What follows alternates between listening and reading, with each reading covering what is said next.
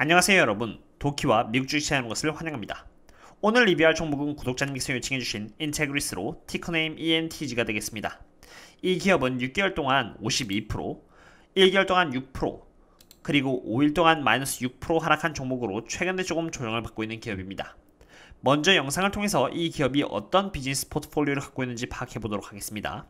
그리고 분석을 필요로 하시는 기업이 있으면 언제든지 코멘트에 남겨주세요. 그럼 시작하겠습니다. 높은 수율의 제품 신뢰성을 보장하기 위해 반도체 제조 공정은 초청정 환경 조건에서 이루어지며 초고순도 케미컬을 필요로 합니다. 하지만 심각한 오염물질과 디펙트는 예상치 않은 곳에서 발생할 수 있습니다.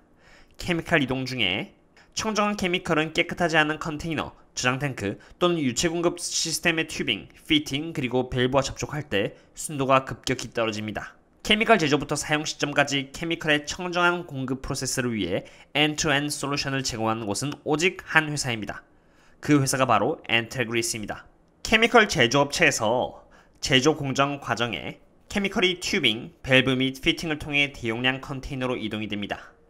최종적으로 운송용 PAOU 컨테이너에 대량으로 보관이 되죠. 청정한 케미컬이라고 할지라도 깨끗하지 않은 컨테이너나 유체 공급 시스템에 의해서 빠르게 오염이 될 수 있습니다. 케미컬의 오염을 방지하기 위해 인테그리스는 케미컬 제조업체에서 사용할 초고순도 밸브, 피팅, 튜빙, 퀵 커넥트 및 케미컬 패키징을 공급합니다. 반도체 서브팹에서는 케미컬이 반도체 팹으로 이동이 되고요. 서브팹에 저장됩니다. 케미컬은 케미컬 공급 시스템에서 재순환 및 여과 처리된 이후에 수천 피트의 튜빙을 통해서 사용 지점으로 보내집니다.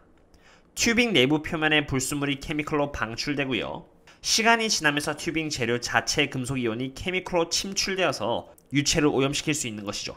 파티클과 금속이온 오염을 최소화하기 위해 인테그리스는 서브팹에 사용하는 용도의 초청정 PFA 튜빙, 밸브, 피팅, 그리고 필터를 공급합니다. 이러한 케미컬 내 오염 물질이 웨이퍼에 사용되기 전에 완벽하게 제거되도록 사용 시점에서 필터링 처리가 광범위하게 이루어져야 합니다. 불순물이 웨이퍼에 유입되면 고비용의 디펙트와 수율 손실이 발생할 수 있습니다. 고비용의 웨이퍼의 디펙트를 제거하기 위해 인테그리스는 메인팹에 사용하는 용도의 POU 필터기, 정작이 FOUP를 제공합니다. 결론적으로 말씀드리자면 인테그리스가 도는 방법은 인테그리스는 end-to-end 방식의 청정한 케미컬 운반 공정을 위한 토럴 솔루션을 제공한다고 보시면 되겠습니다. 영상을 통해서 인테그리스라는 기업은 반도체 공정에 필요로 되는 부속품을 파는 회사라는 것을 보셨을 것입니다. 실제로 인테그리스라는 기업은 세 가지의 비즈니스 섹터를 갖고 있는데요. 하나는 Specialty Chemicals and Engineered Materials가 되겠고요. 두 번째는 Micro Contamination Control, 세 번째는 Advanced Materials Handling이 되겠습니다. 이 부서는 짧게 SCEM으로 불리우고 있으며 이 부서에서는 더 좋은 전기적 그리고 구조적 특성을 갖고 있는 케미컬 그리고 재료들을 만든다고 보시면 됩니다. 한 예로 Safe Delivery Source라는 SDS2와 Vacuum Actuated Cylinder라고 해서 VAC와 같은 가스들이 예가 될 수 있겠습니다. 두 번째 분야는 Micro Contamination Control로 MC라고도 불리우는데요. 반도체의 칩 퍼포먼스라던가 안정성 그리고 비용을 향상시켜주기 위해 울트라 퓨어 솔루션을 제공하는 데 포커스를 두고 있습니다. Liquid Filter, Purifiers, 가스 필터스 그리고 디퓨저 등등이 예가 될 수 있겠습니다. 그리고 이 부서는 2017년부터 2019년까지 연 평균 성장률 20%의 속도로 성장을 해왔고요. 앞으로도 반도체의 품귀 현상이 일어남에 따라서 매출액은 꾸준히 성장할 것으로 예측됩니다. 마지막 부서는 Advanced Material Handling이라는 부서로 AMH라고도 불립니다. 이 부서는 서플라이 체인 전반적으로 설치되어 있는 크리티컬한 재료들을 보호하도록 도와줍니다. 리퀴드 패키징이 될 수 있는데 이렇게 말 그대로 울트라 퓨어한 재료들을 안전하게 운반, 저장, 그리고 분배하도록 도와주는 역할을 한다고 보시면 됩니다. 지금까지 인테그리스의 비즈니스 포트폴리오에 대해서 알아보았으니 이번에는 구체적으로 인테그리스가 어느 정도의 수익을 얻었는지 인컴 스테이트먼트를 통해서 알아보도록 하겠습니다. 먼저 레비뉴를 보시면요. 2020년 4분기에 517밀리언 달러를 기록하면서 이렇게 꾸준히 우상향을 해나가는 것을 볼 수 있습니다. 그 다음으로 매출액 성장률을 보도록 하겠는데요. 인테그리스의 2020년 4분기 매출액 성장률은 2019년 4분기에 비해 21%, 그리고 2020년 3분기의 매출액 성장률을 작년 동분기와 비교했을 때 22.03%로 최근에 아주 좋은 성장률을 보여주고 있습니다. 뿐만 아니라 2020년 4분기와 3분기를 비교했을 때 7.61%, 2020년 3분기와 2분기를 비교했을 때 7.27%로 같은 해 내에서도 비교를 해도 괜찮은 흐름을 보여주고 있다고 생각합니다. 요즘 반도체 품귀 현상이 나타나는 것을 봤을 때 앞으로도 꾸준히 매출액 성장이 지속될 것으로 보입니다. 매출액을 보았으니 이번엔 Gross Profit을 보도록 하겠습니다. Gross Profit은 매출액에서 이 Cost of the Revenue를 빼면 나타나는 부분인데요. Gross Profit의 우상향 또한 매출액의 우상향 패턴과 그렇게 다르지 않다는 것을 보여주기에 좋은 부분이라고 생각하고요. Gross Profit을 매출액에 대비해서 보여주는 Gross Margin을 봤을 때 평균적으로 Gross Profit이 매출액의 40% 이상을 차지하는 것을 볼 수가 있습니다. 즉, 매출액을 만들기 위해 들어가는 원가 비용인 Cost of the Revenue가 상대적으로 덜 들어간다는 뜻이 되겠으며 원가 비용을 아주 잘 관리하고 있다는 의미가 되겠습니다. 그 다음은 영업비용의 일부라고 할 수 있는 R&D 비용에 대해서 알아보도록 하겠는데요. 영업비용은 그렇게 큰 상승을 보여주고 있지 않은 반면 오히려 R&D의 비용은 최근에 크게 상승하는 모습을 보여주었습니다. R&D 비용이 상승한다는 것은 인테그리스가 자사의 기술에 많이 투자를 한다는 뜻이며 건전한 비용으로 바라봐질 수 있겠습니다. 그 다음은 net income인 순이익에 대해서 보도록 하겠습니다. 순이익은 매출액에서 원가 비용인 cost of the revenue를 빼서 gross profit을 구하고요. 그 다음에 영업비용인 operating expenses를 빼고 거기서 텍스, 이자, 감가상각 등등을 감안했을 때 최종적으로 나오는 부분이 net income입니다. 인테그리스의 경우는 2020년 4분기에 86밀리언 달러를 순이익으로 기록하면서 좋은 잉여 현금을 남기게 되었고요. 이러한 순수익은 매출액 대비 16%로 굉장히 많은 잉여 현금이 남았다고 보시면 되겠습니다. 이렇게 순수익이 우상향하는 것은 성장하는 기업의 매우 바람직한 모습이며 이런 기업이야말로 펀더멘털이 강한 기업이라고 말씀드릴 수 있겠습니다. 지금까지 인테그리스의 인컴 스테이트먼트를 통해서 이 회사가 얼마나 좋은 펀더멘털을 갖고 있는지 확인해냈으니 이번에는 밸런스시트를 통해서 현금과 부채 현황에 대해서 알아보도록 하겠습니다. 먼저 현금을 여기 Asset Distribution에서 알아보도록 할 텐데요. 2020년 4분기 기준으로 인테그리스는 580밀리언 달러의 현금을 갖고 있고요. 리시버블은 1년 이내에 거래처로부터 받아야 하는 매출 채권으로 264밀리언 달러 정도가 있다고 볼 수 있겠습니다. 이를 통해 인테그리스가 단기간에 가용할 수 있는 현금은 총 합쳐서 약 844밀리언 달러 정도라는 것을 확인했습니다. 그 다음은 Liability Distribution을 통해서 부채 현황에 대해서 알아보도록 하겠습니다. 먼저 Non-Current Debt를 보도록 하겠는데요. 이것은 은행을 대상으로 1년 이상의 기간 안에 나눠서 갚아야 하는 부채로 약 1.13빌리언 달러가 있다는 것을 보실 수 있습니다.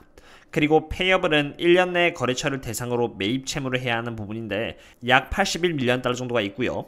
Tax Liabilities는 117밀리언 달러로 세금이 되겠습니다. 이리하여 부채는 총 1.3빌리언 달러 정도가 있다는 것을 보실 수 있습니다.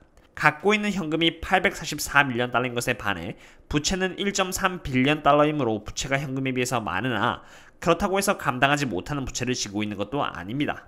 장기부채 현황은 다음과 같은데요. 먼저 2025년에는 갚아야 하는 부채는 145밀리언 달러가 있고요. 2026년에는 550밀리언 달러, 2028년에는 400밀리언 달러로 갚아야 하는 기간은 아직 한참 남았음을 볼 수 있습니다. 지금 현재 갖고 있는 현금 그리고 영업활동을 통해 얻는 순이익을 감안한다면 충분히 감당할 수 있는 부채를 갖고 있다고 판단할 수 있겠습니다. 미래 전망에 대해서 알아보도록 하겠습니다. 먼저 인테그리스는 비즈니스 모델에서 말씀드린 것처럼 총 3가지의 사업부를 갖고 있으며 제법 균등한 규모로 매출액을 올리고 있는 것을 보실 수 있습니다. 매출액을 고객에게 따라 분류해 놓은 부분을 보시면은 매출액의 대부분이 Fab로, 매출액 내부에서는 Foundry, DRAM, 그리고 NAND인 반도체 관련 고객이 대부분임을 볼 수 있습니다. 여기서 중요한 점은 Organic Sales Growth를 보시면은 마켓이 상승을 하는 속도보다 더 빠르게 매출액이 성장을 하고 있다는 점입니다. 참고로 Organic Sales는 작년에 인수한 회사로부터 얻은 매출액을 제외한 매출액이고요. Total Sales Growth는 당연히 인수를 한 회사의 매출액까지 포함한 부분이 되겠습니다. 그리고 매출액의 70%가 반복되는 매출액이라는 점은 더할 나위 없는 좋은 부분이 되겠습니다. Organic Sales가 2020년부터 2023년까지 연 평균 성장률 9에서 10%를 달성할 수 있는 것은 다음과 같은 근거에 따르는데요. 먼저 인테그리스가 있는 시장 자체가 2020년에 5.5빌리언 달러였다면 2023년에는 7빌리언 달러로 빠르게 성장할 예정입니다. 이것은 반도체에 대한 수요가 가속화되고 있으며 하나의 웨이퍼당 인테그리스가 기여하는 부분이 상승을 하고 있고요. 더 많은 웨이퍼가 최첨단 기술을 요구하게 되면서 인테그리스의 서포트를 더 필요로 하게 되었기 때문입니다. 실제로 반도체 시장은 PC, 인터넷, 모바일의 발전과 함께 매우 큰 성장을 하게 되었고요.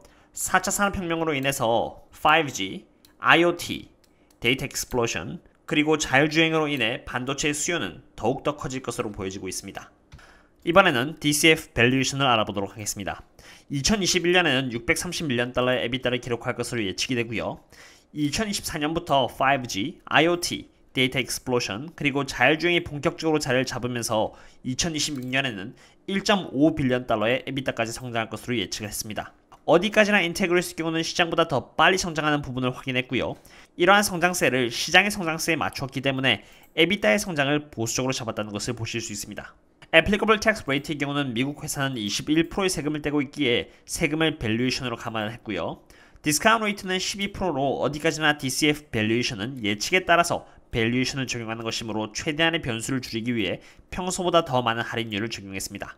여기 디스카운트 레이트는 다른 말로 말씀드리자면 WAC이라고 해서 Weighted Average Cost of the Capital인데 미국의 은행 금리까지 감안을 한 것이라고 이해하시면 되겠습니다. 인테그리스라는 회사가 영원히 평균 약 5% 정도의 성장을 할 것이라고 예측을 했고요. 밸런스시트를 통해서 얻은 현금과 부채 또한 DCF 밸류에이션을 감안을 한 결과 인테그리스의 DCF 밸류에이션은 약 108.69달러가 나오는 것을 보실 수 있습니다. 그 다음은 에비타 멀티플을 넣어봤는데요. 멀티플을 17을 주었습니다. 이렇게 했을 때 에비타 밸류에이션은 129.72달러가 나오는 것을 보실 수 있고요. 조금이라도 정확도를 더 높이기 위해 DCF 밸류에이션 그리고 에비타 밸류에이션을 평균을 잡으면은 119.21달러가 나옵니다. 지금 주가가 101.82달러임을 본다면은 약 17%가 저평가되어 있음을 보실 수 있습니다. 제가 집계한 밸류에이션 말고도 다른 애널리스트들의 밸류에이션 또한 알아보았는데요. 애널리스트들은 평균적으로 인테그리스의 주가를 123.50달러로 잡았고요. 앞으로 21.29% 정도 업사이드가 있다고 바라봤습니다. 저보다 조금 높은 밸류에이션이라고 할 수 있겠습니다. 그 중에서도 패트릭 호시는 7,343명 중에서 105등에 드는 애널리스트인데 인테그리스의 주가를 118달러로 잡았습니다. 어떠셨나요 여러분? 오늘은 반도체 공정에서 필요로 되는 부속품을 파는 회사인 인테그리스에 대해서 알아보았는데요. 인테그리스의 인컴 스테이트먼트를 알아본 결과 펀더멘털이 굉장히 강한 회사라는 것을 발견했습니다. 밸런스시트를 알아보니 비록 장기부채가 많으나 납부기한이 아직 많이 남아있었으며 기업이 일정량의 현금을 보유하고 있고 이미 흑자를 오랜 기간 동안 내고 있기에 충분히 관리 가능한 부채를 갖고 있음을 확인했습니다. 미래 전망의 경우 인테그리스는 앞으로 5G, IoT, 데이터 익스플로션, 그리고 자율주행으로 인해 늘어나는 반도체 수요로 인해 수혜를 입을 가능성이 매우 높다는 것을 확인했고요. DCF 밸류에이션을 본 결과 보수적으로 봤을 때 17%의 상승 여력이 남아있음을 확인했습니다. 지금의 RSI 상으로는 약 48 정도 돼서 진입하기도 나빠 보이진 않지만 시장의 분위기가 좋은 편은 아니기에 항상 분할 매수를 추천드립니다. 이와 같은 이유에서 저는 인테그리스에 대해 불리시하다는 의견을 남기며 오늘의 분석을 마치도록 하겠습니다. 다음에 또 다른 종목과 함께 찾아뵙도록 하겠습니다. 그럼 다음에 또 만나요. See you later.